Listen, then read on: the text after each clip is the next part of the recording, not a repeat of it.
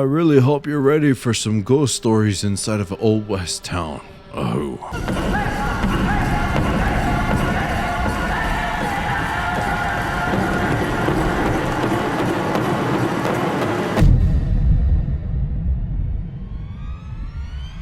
Oh, not A, everybody. Welcome back to another episode of Shanclen Shadow Productions.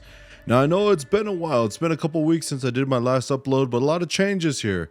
As you can see, I'm in a new place now. New colors, new lighting, new everything. Yes, I am back home, back on the reservation, and you might hear some dogs barking every now and then, here and there, and stuff like that, but that's just letting you know that the dogs are on guard right now, and I might have a live audience here soon. We'll have to see. Some fans of my Skinwalker videos, maybe. We'll have to see here, but hey, if anything comes around, I'm ready. Oh. But let's go ahead and dive into this story here. So this video is going to be about my time as a ghost tour guide in Vulture City, Ghost Town. Oh. So becoming a ghost tour guide was definitely not on my bucket list things to do in my life. It came about in such a way that I did not expect it. It was one of those things that was more so of a favor to a friend, but also turned out to be a good thing for me personally. With becoming a tour guide in one of the most haunted ghost towns in Arizona came more so of me growing my speech, growing my public, I guess you could say, growing my public speaking. So when it comes to that, me learning how to tell stories, but also learning how to tell stories in the presence of spiritual beings is really, really difficult, I do have to say. Now, I've been on tour guides before that, not haunted ones or anything like that, and the tour guides normally go through like an old place. You know, they go through the whole script of the stories and everything at certain spots and all that stuff. And, you know, I would imagine like going through like non-haunted locations would be pretty nice and pretty awesome and everything. But my experiences that I had as a ghost tour guide were definitely ones that I did not expect.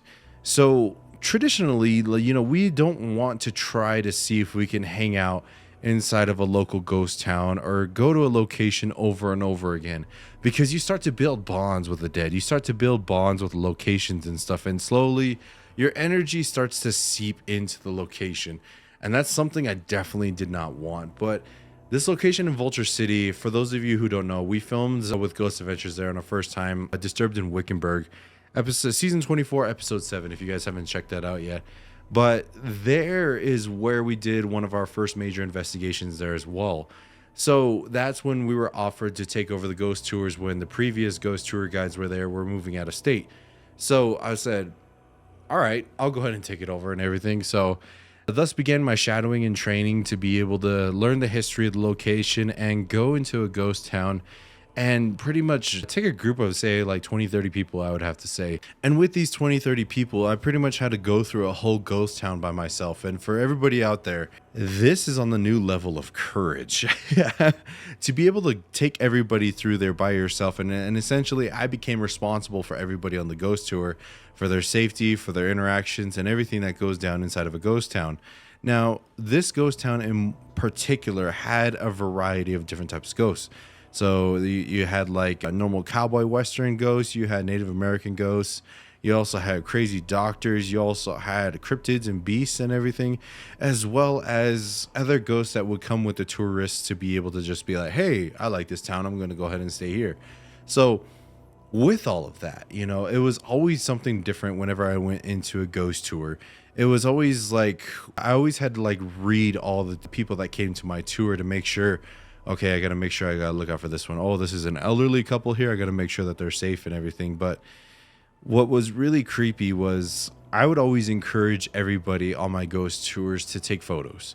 I would always encourage people on my ghost tours to video record, see if they catch our voices or anything, because that came a very common thing here in Vulture City. Now, what do I mean by we had to be careful of certain people? Because when you lead a tour guide full of, I guess you can say, people who range from veterans to newbies who have never experienced paranormal before, you always have to be careful with who you bring, because sometimes these people get a little bit ballsy and they want to try to challenge the spirits. And that's something I always said in all of my tours before we actually started.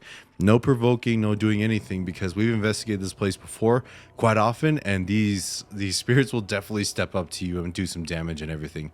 And so going through these places and going through each month, we do like 1 or 2 tours a month and everything. So during the tour and everything, I would have to try to go through each building and try to tell the story of each unique ghost. Now, were there stories of ghosts and deities and beings that would, I guess you could say, travel between the buildings? Yes. But there were also some that would reside in certain buildings where they had to have grown really fond of, I guess you can say. So one building in particular was called the bunkhouse. So for those of you who have seen a Ghost Adventures Disturbed in Wickenburg episode, this was a building where we were confronted by a really, really dark spirit. And Zach Bagans was gifted his name, Star in his eye, due to his prism glasses and how the starlight shines off of his glasses and everything. In this place, this is where all the miners used to stay whenever they were digging up in the gold mines and everything. So right next to it, there was another room that is currently used for weddings whenever people want to have a wedding at a ghost town, pretty much. So that's pretty much where the brides get ready. So we call that the dress room because there's a lot of dresses and everything, and there's a lot of mirrors. I like to call it the mirror room personally. But when I went into this building, I went to go open it up for the people to walk around, take photos and everything. And when I opened the door, this is really crazy because I've only seen this in horror movies. One of the dolls that was inside of the room had a music box inside of it, and it started playing on its own.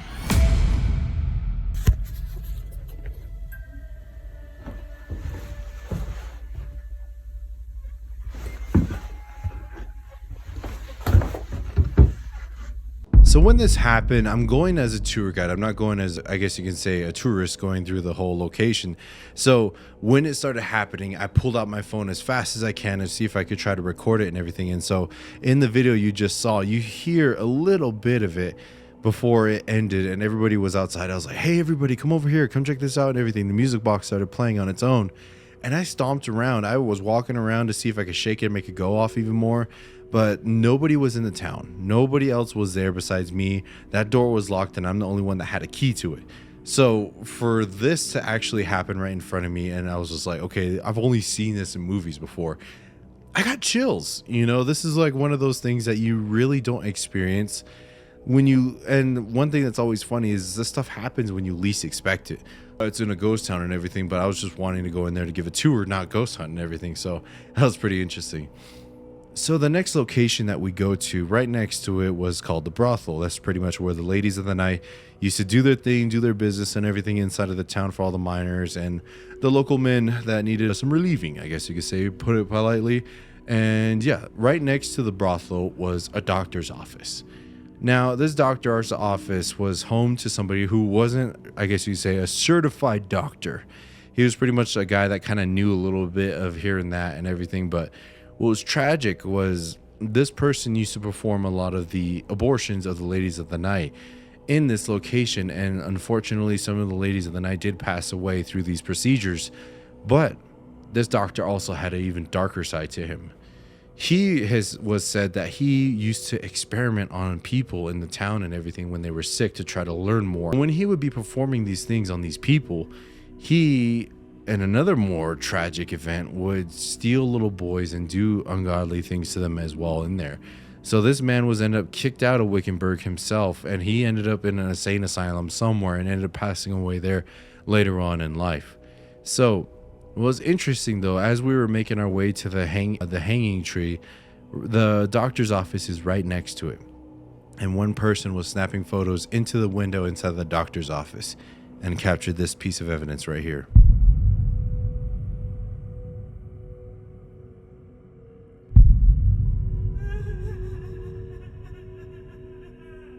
Now, this piece of evidence right here was really interesting because it honestly gave me chills. Was because you see what looks like to be a skull right there hanging in between the curtains, and if you really look closely, it goes down into a neck and then a pattern that goes into a dress, more so on the chest area. And they came up to me and they're like, is this something paranormal? And I saw it and I was just like, I look at the window, I was like, I don't see anything there. So yes, you captured something. So that was honestly something that was pretty crazy, was like, you see that and you're just like in it all the way around. It's just like you go and investigate a location and you kind of think, all right, maybe the ghost hunting's done, or hey, maybe like you need to do like a full-on investigation for these ghosts to come out. Nah, these guys were just coming out no matter what, which was pretty interesting. So next up after that, we make our way over to the Assayers building. Now the Assayers building itself was where they used to process all the gold and had all of the gold kind of stored inside of the location there. And now I'm not going to go into the full history or anything like that, and I'll tell you the reason why a little bit later. But in this location too is where most of the aggressive spirits actually reside. Now the Assayers themselves were considered more so of a secret society, to where they really didn't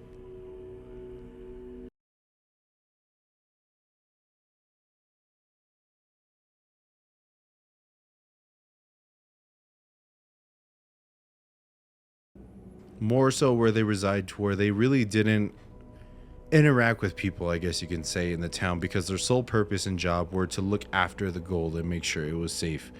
So with that, they were the ones that were trying to make sure that the gold was safe. Now in this location, I was talking outside, and this right here was the first time when I was trying to give the speech and normal history of everything, and I felt what felt like a deep warm breath kind of come over my body.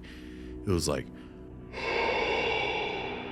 and it was a cold night, and I felt that go down my neck, and I was like, oh snap. And so when they did that, they took away my thought process, and when I was standing there, I was just like more so on guard, because like normally whenever this stuff would happen, I'm always like interacting with the beings, putting a shield on, or making sure like nothing affects me. But then like I have to still give a tour, I still have to go on with the show. And so we were there, and I was just like, okay, sorry everybody. Everybody kind of felt it when that happened. I was just like, all right, well, that's pretty much the history of this building, go ahead and go on inside. And everybody was freaked out. I have to tell you, everyone was really kind of skeptical of going inside there and everything. But everybody went in there, and only one time during one ghost tour, a gentleman decided to be a little bit more brave, and he provoked the spirits inside of the building. Now when this gentleman provoked I'm not going to say demons, I'm going to say more so the angry spirits that are inside of the building, he was scratched on his arm and shed blood. Now this is why I always say, if you're not prepared, if you're not ready, don't be going to provoke spirits or anything like that, because they can hurt you. They can draw blood. They can do a lot of crazy things to you. So that's why I always say, just be careful. Don't be provoking these people out here. Don't be provoking these spirits out here. I don't know why people do it. It's just, I don't know, for the thrill of it, I guess. He's got a crazy story that he can tell and everything. But yeah, he's going to be having nightmares for sure after that. But when I mentioned that this location has more so of cryptids, this video was shared to me after a ghost tour of my predecessor, who was doing a ghost tour, and he shared this video with me.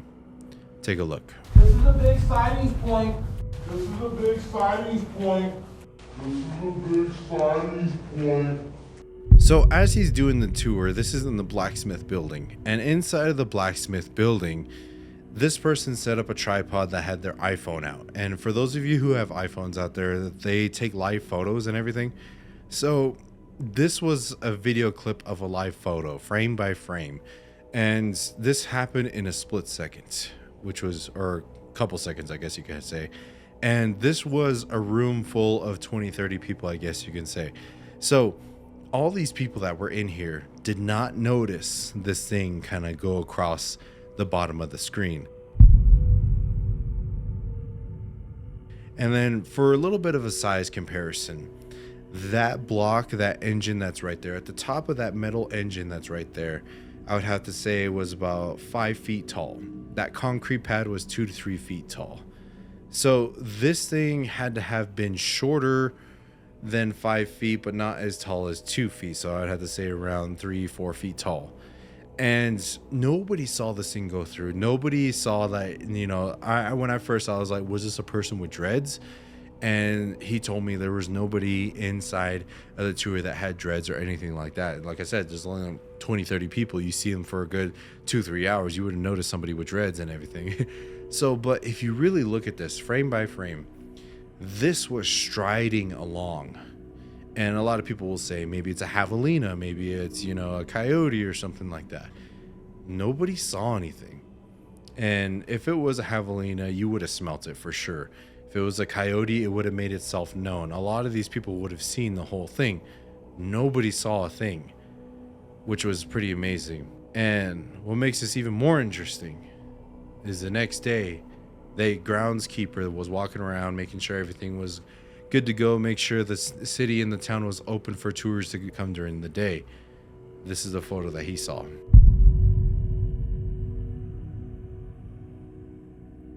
So, for all you animal experts out there, I want to ask you, what animal has 3 toes like this and walks in a straight line? It was only these couple footprints like this and it disappeared. Now, this right here, it did not rain. It did not do anything prior to this day for it to be, if it was a normal animal, you would have seen those tracks go off somewhere, but it was just this set of footprints right here.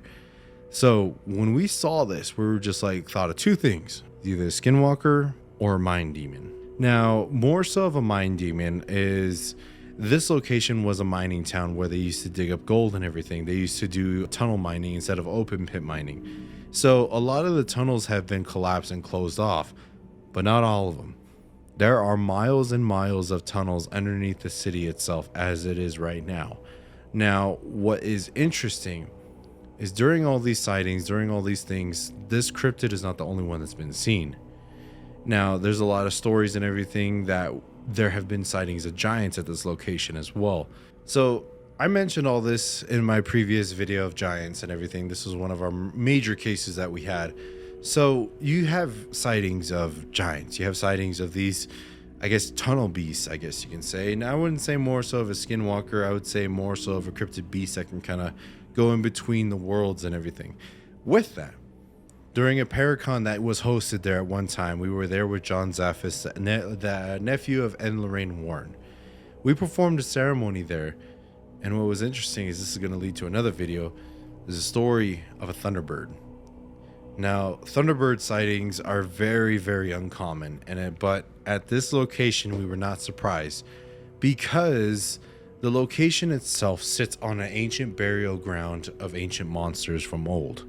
Now, I'll go into more detail about the Thunderbird and the Thunder Beings a little bit later on. But for this one, to kind of stay on topic of being a ghost tour guide, this right here was where I learned the power of making sure your prayer is exact and you cannot mess that up, otherwise you will be messed up. People always ask us, they're like, do you ever have any beings that follow you home after an investigation or any spiritual interaction?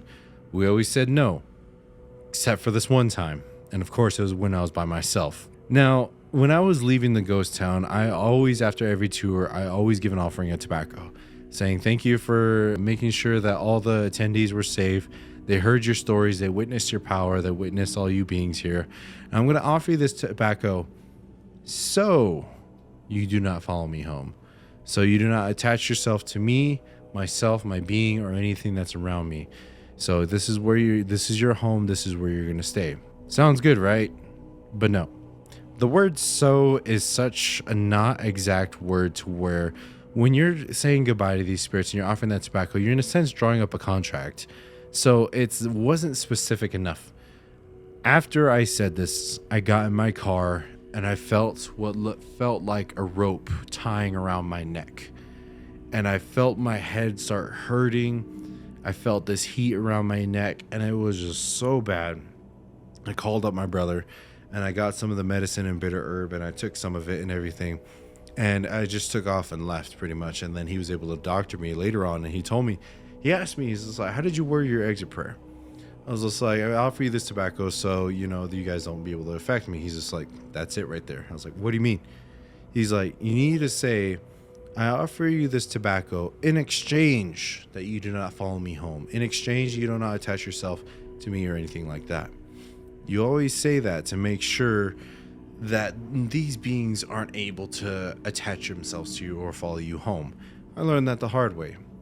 But the thing that was the most scariest about this place was after everybody left, was after all the attendees had a good time, you stand there at the gate and you look back at all the 20, 30 buildings that are there, and you have to go back in there by yourself and lock up all the doors and all the gates and lock up everything. I don't care how ballsy you think you are, going into a ghost town at night by yourself, knowing that all these good, bad, and crazy things are around, and you got to go in there by yourself. No power, just your flashlight. I have to say that was the biggest test for me growing up. And so, but you know, I was pretty much going as fast as I can, going to each building, going back and forth. I was like, okay, I'm going to go to this building. All right, good night, Spirit. Thank you so much. Lock up the door, go to the next building. And one time I went, it was actually at the bunkhouse too. I had to go inside, close the door, and I closed, it was like a 2-stage door. One door was on the bottom, and then there's another latch on the top. As I was grabbing the latch on the top, I felt a hand go across my arm like that. I was like, grabbed it, closed it. Thank you so much. Good night, bye. So, but it taught me a lot doing that for, I would have to say maybe a year and a half, 2 years. It was really interesting to be able to learn that your mind and your creativity are the biggest enemies that you have. The things that you think of, the things that you've seen in movies, and all the different beings and all those other things that are out there, you know, you start to create all these things inside of your mind, and you're just like, okay, I'm here. This is where I am right now. This happens, just take it as it is, move on, you know. And with that, you know, it taught me how to word my prayer. It taught me how to be so concentrated to where no matter what was affecting me around, I could remember the stories of each building. I could remember the stories of each spirit that was there.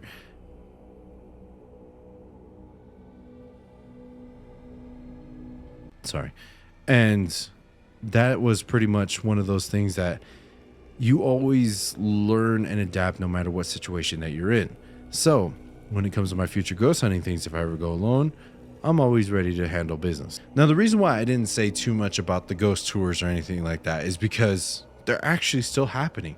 Go over to the Vulture City ghost tours. They're still actually doing it. So if you guys want to go check out Vulture City yourself and hear these stories more in depth and experience it yourself, go check them out.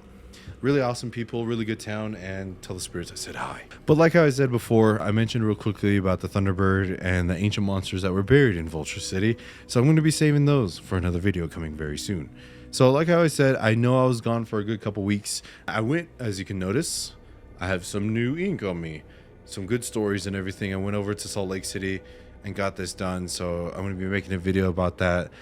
Shout out to Isaiah over at Exodus Tattoo in Salt Lake City. If you guys are looking for a really good tattoo, go check them out. Really awesome people. A lot of good stories and teachings were shared. So stay tuned for that video. But I also went to OC Paracon. So that was a lot of fun. We did our Meeting of Shadows event over there.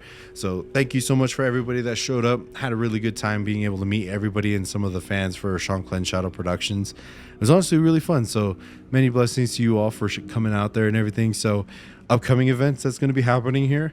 Like I said, I'm going to be having the tattoo video that's going to be coming out very soon.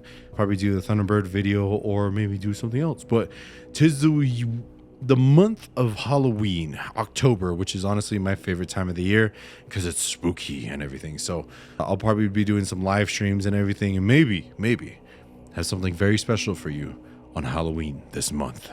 But thank you guys so much for watching. I hope you guys have a great morning, evening, afternoon, wherever you are. I'll go now.